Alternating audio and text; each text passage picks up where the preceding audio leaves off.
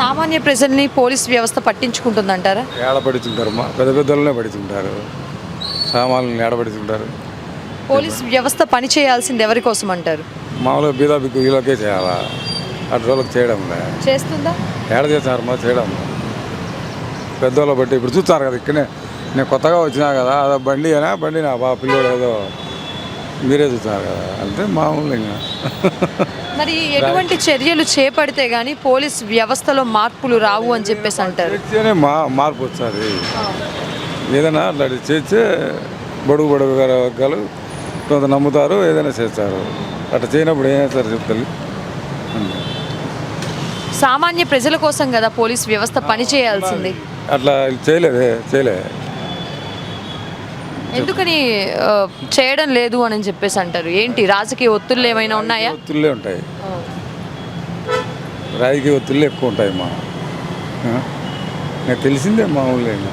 అసలు పోలీస్ వ్యవస్థ సరిగ్గా పని చేయాలంటే వాళ్ళకి ఫ్రీడమ్ ఇవ్వాల్సి ఉంటుందా? ఉంటుంది. ఎంతవరకు చెప్పు. ఇవ్వడం లేదు కదా అని. ఇస్తే పని చేస్తుందా? ఇస్తే పని చేస్తారు మా ఏడో నూటికి కొంతమందికి, అంతే.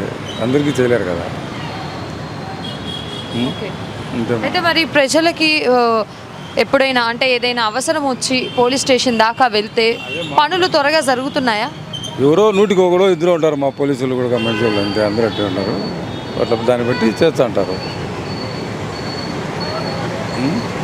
ఎక్కువ రాజకీయానికే ఎక్కువ చేస్తుంటారు. వాళ్ళు ఒత్తిడిగా ఉంటుంది కాబట్టి వాళ్ళు అట్లా చేస్తూ ఉంటారు. ఏమన్నా మార్పులు చేపట్టి కానీ కేంద్ర ప్రభుత్వం కానీ రాష్ట్ర ప్రభుత్వాలు కానీ పోలీస్ వ్యవస్థలో చేపడితే బాగుంటుంది అని అంటారా మీరు? చేపడితే బాగుంటుంది బాగుండకుండా ఎందుకుంటుంది, బాగుంటుంది. చేపడితే ఏమో బ్రహ్మాండం ఉంటుంది, బాగుంటుంది. పోలీసులు కూడా ఒత్తిళ్ళకు గురవుతున్నారంటారా? గురి అవుతానంటే ఇప్పుడు ఎట్టయినా కింద పైవాడు ఉంటే ఏదో గురి ఉంటాయి అంటారు కదా, అట్లా గురి అవుతా అంటారు. థ్యాంక్ యూ అండి.